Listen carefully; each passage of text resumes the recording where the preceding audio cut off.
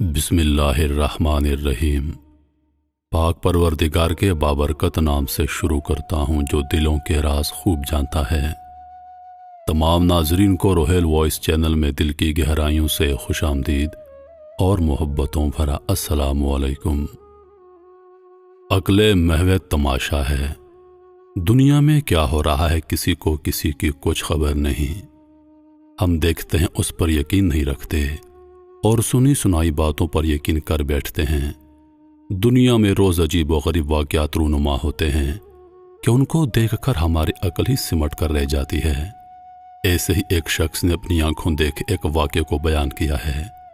यह वाक़या एक मैगज़ीन से लिया गया है। नाज़रीन, पुर असरारियत के सफ़र में और हैरान कर देने वाले वाक़े के साथ हम एक बार फिर आपकी खिदमत में हाजिर हैं। कहते हैं एक छोटी सी गलती बड़ी बड़ी तबाहकारियों का सबब बन जाती है। कैसे हमारी ज़ाती चीज़ें हमारी शख्सियत का आईना होती हैं। लेकिन आपको ये सुनकर हैरत होगी कि हमारी इस्तेमाल शुदा अशिया का कैसे हमारी शख्सियत के साथ साथ हमारी किस्मत पर भी गहरा असर होता है। ऐसे बहुत से वाक़यात होते हैं जिनको मानने से हमारी अकल बिल्कुल इनकारी होती है और यूं कह लें कि कुछ भी समझ में नहीं आता। एक शख्स कहता है कि मेरे साथ भी कुछ ऐसा मामला हुआ था। एक छोटी सी गलती ने मेरी तकदीर बदल दी। मेरे साथ भी कुछ ऐसा ही मामला हुआ था। मैं अपने दोस्त की बहन की शादी में शिरकत के लिए उसके गांव गया था। ये एक पुरसुकून जगह थी। उस गांव में मेरी हैरत का मरकज़ यहाँ का एक आम सा मोची था। लेकिन आपको सुनकर हैरत होगी कि उसकी शोहरत की वजह उस मोती के हाथ का हुनर नहीं था बल्कि कुछ और ही था। और उसकी उस पुरअसरार आदत की वजह से लोग उस मोची से अपने जूते मरम्मत करवाने आते थे। मुझे उससे मिलने का बेहद शौक हो गया और मैं अपने दोस्त से इसरार करने लगा कि मुझे भी उस मोची से मिलना है। आखिर कौन सा ऐसा इल्म है उसके हाथ में जो सब उसके ना सिर्फ दीवाने हैं बल्कि उसकी बेहद कदर करते हैं। हम दोनों उस मोची की दुकान की जानब चल दिए। लेकिन मैं तो हैरान रह गया कि उस मोची की ना तो कोई दुकान थी ना कोई कारखाना। महज एक दरख्त के नीचे उसने अपना अड्डा जमा रखा था। मुख्तसर से औजारों पर मबनी एक छोटा सा संदूक, उसके खुद के बैठने के लिए एक छोटा सा खस्ता हाल कुशन और पैरों में नहायत बेसुदा जूतों की जोड़ी उसकी मलकियत थे। दरख्त की जड़ के गिर्द बने सीमेंट के पक्के थड़े पर उसकी छोटी सी दुकान कायम थी। शहजाद ने मुझे बताया कि इस दरख्त की जड़ को इस मोची की मलकियत समझो। गांव वालों ने लाख कोशिश की लेकिन इस मोची ने इस जगह को किसी कीमत पर ना छोड़ा। अब सब के सब थक हार कर बाज आ गए। ये मोची पिछले 32 साल से यहीं पर अपना अड्डा जमाए हुए है। जब शहजाद ये सब बता रहा था उस वक्त हम यहाँ से गुजर रहे थे। लेकिन उस वक्त असलम मोची अपनी बराए नाम उस दुकान में मौजूद नहीं था। मुझे शहजाद ने मजीद बताया कि इस मोची की शोहरत की एक और बड़ी वजह है और वो ये कि असलम मोची किसी का जूता अपने हाथ में लेकर उसके आने वाले कल का हाल बता सकता है और उसे आने वाली किसी बड़ी मुसीबत से आगाह कर देता है ताकि वो उस मुसीबत से कुछ हद तक बच सके। अब मेरा तो जुस्सुस और बढ़ रहा था और मेरा दिल चाह रहा था कि किसी भी तरह उस मोची से बातचीत करूं, लेकिन वो उस वक्त वहां मौजूद न था। हम यहाँ शहजाद की वालदा के जूते मरम्मत करवाने आए थे। हम उसी दरख्त के थड़े पर इंतजार करने के लिए बैठ गए। इस दौरान मैंने शहजाद से पूछा कि यह कैसा इल्म है उसके पास और अगर वो मोची है तो वो इस कदर गहरे इल्म का मालिक कैसे बना।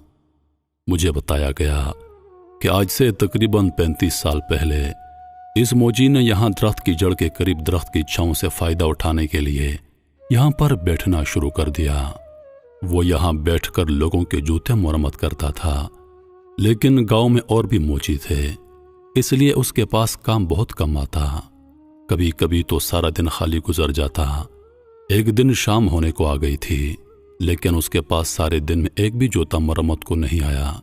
करीब ही था कि वह अपने घर खाली हाथ लौट जाता। उसी उसना में उसके पास एक नहायत बूढ़ी औरत अपना जूता मरम्मत करवाने के लिए आई। वो बहुत गरीब थी। कपड़ों पर जगह जगह पेबंद लगे थे। नंगे पांव खड़ी थी और अपने जूते हाथ में थाम रखे थे।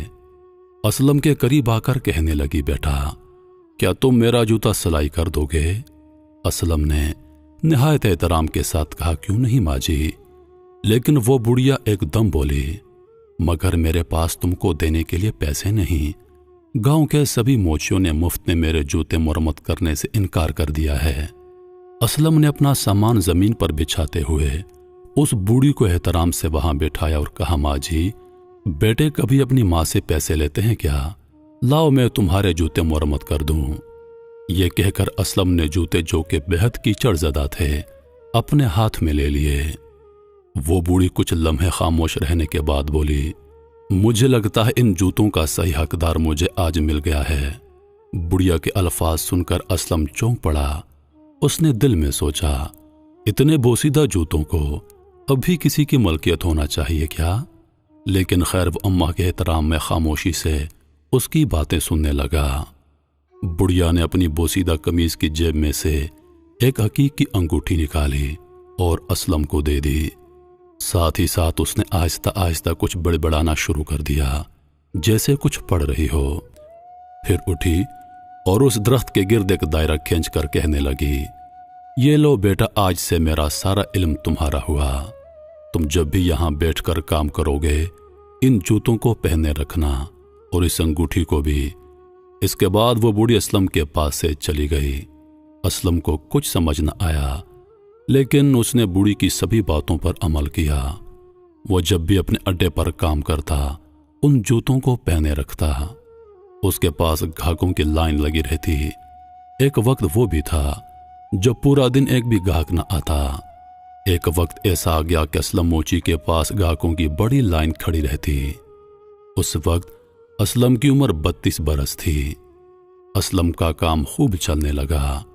شروع میں ایک دو بار اسلم نے محض آزمانے کی غرض سے وہ جوتے اتارے، مگر جلد ہی اس کو احساس ہو گیا کہ وہ اب ان جوتوں کے بغیر نامکمل ہے۔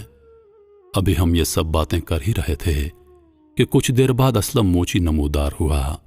میں اسے غور سے دیکھ رہا تھا۔ وہ نہایت سادہ شخصیت کا مالک تھا۔ اب اس کی عمر تقریباً 50 کے لگ بھگ تھی۔ دبلا پتلا جسم، نظریں نیچے کیے سادہ سی چال کے ساتھ وہ سلام کرتے ہوئے ہمارے درمیان آ بیٹھا۔ ہاں، اس کی آنکھیں گہری زرد رنگ کی تھیں۔ ان میں کوئی خاص کشش نہیں تھی، لیکن ایک عجیب سا تاثر لیے اس کی آنکھوں میں گہرائی سی موجود تھی، جس پر مجھ پر ایک عجیب سی کیفیت طاری ہو گئی۔ شہزاد نے خالہ جان کے جوتے اسلم کو تھما دیے۔ وہ خوش اسلوبی سے انہیں سلائی کرنے لگا۔ اپنے کام میں مگن اچانک رک گیا اور کہنے لگا، شہزاد بیٹا، اگر تمہاری والدہ کو کوئی بہت ضروری کام درپیش نہ ہو تو انہیں کسی طویل سفر پر جانے مت دینا۔ شہزاد نے حیرت سے پوچھا، ایسا کیا معلوم ہوا آپ کو؟ اسلم موچی نے جواب دیا کہ خطرہ ہے، اور وہ بھی موت کا خطرہ، لیکن اگر تم احتیاط کرو تو مصیبت سے بچا جا سکتا ہے۔ دراصل اسلم موچی کسی کے بھی جوتوں کو ہاتھ لگا کر اس کے ماضی اور مستقبل کو بھانپ سکتا تھا، اور یہی وہ پراسرار علم تھا جو بڑھیا اسے دے کر گئی تھی۔ ہم جوتے لے کر گھر واپس لوٹے تو پتہ چلا کہ کچھ دور کے رشتہ داروں نے اعتراض کیا ہے کہ اگر شہزاد کی والدہ شادی کا دعوت نامہ خود لے کر نہیں آئیں گی تو ہم شادی میں شرکت نہیں کریں گے۔ لیکن ہونی کو کون ٹال سکتا ہے؟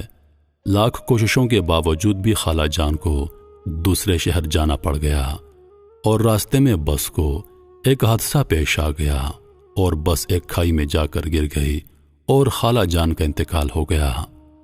ان کا ہنستا بستا گھر موت کے ماتم میں تبدیل ہو گیا۔ میری تو عقل موقوف ہو کر رہ گئی تھی کہ کیسے ایک شخص محض جوتوں کو ہاتھ لگا کر یہ بتا سکتا ہے کہ ان جوتوں کو پہننے والے کے ساتھ کیا معاملہ درپیش ہوگا۔ کچھ دنوں کے بعد سادگی سے شادی ہو گئی۔ اب میں نے واپس اپنے گھر جانے کا ارادہ کیا۔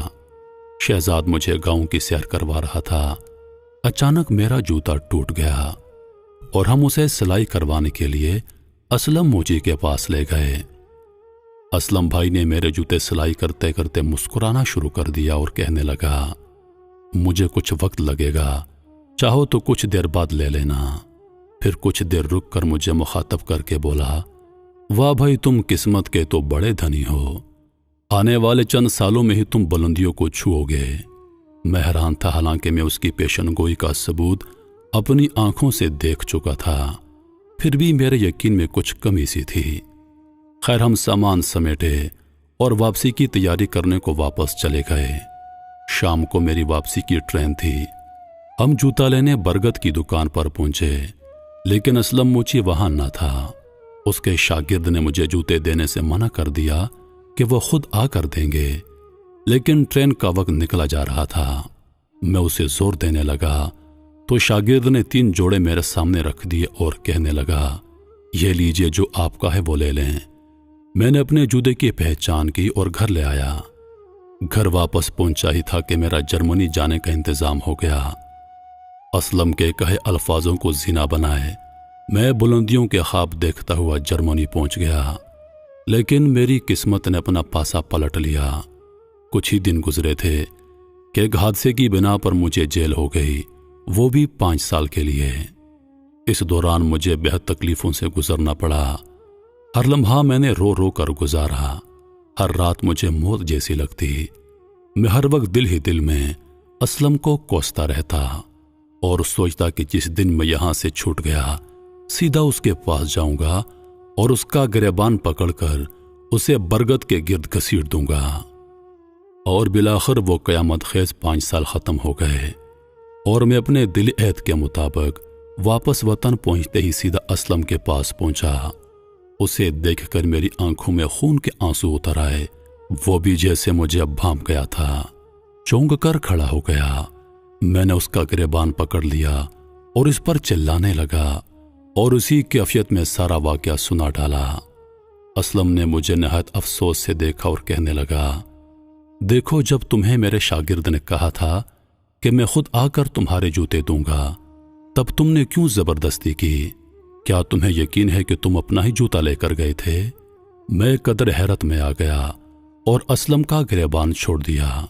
फिर कुछ देर बाद सोचकर मुझे याद आया कि हाँ, उस दिन 3 जोड़े थे जिन पर नाम नहीं लिखा हुआ था और वो तीनों तकरीबन एक ही जैसे दिखाई देते थे।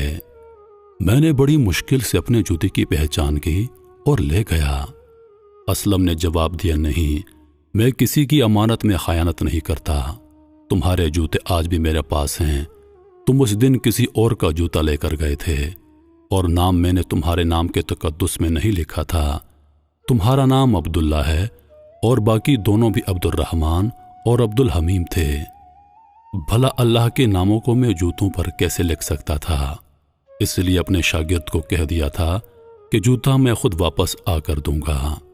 तुम जिसका जूता पहन कर गए थे उसकी किस्मत में 5 साल की कैद लिखी थी, सो वो तुम्हें झेलना पड़ी।